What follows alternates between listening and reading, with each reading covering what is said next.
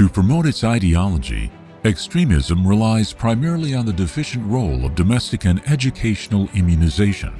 Therefore, it is the obligation of competent authorities around the world to prioritize immunizing the youth through effective family initiatives, school curricula, and teacher training programs whose outputs are measured periodically.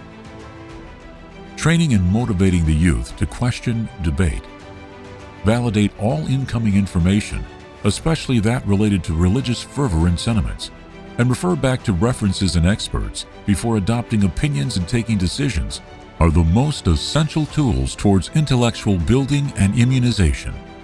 One of the most important methods to immunize the youth is developing their intellectual faculty to process new ideas as, at their best, a means of inquisition.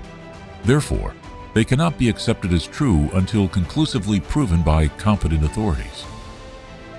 To promote awareness among the youth, it is incumbent upon the family, school, and platforms of social influence to educate them how to handle the suspicious matters and rumors propagated by extremists and instigators.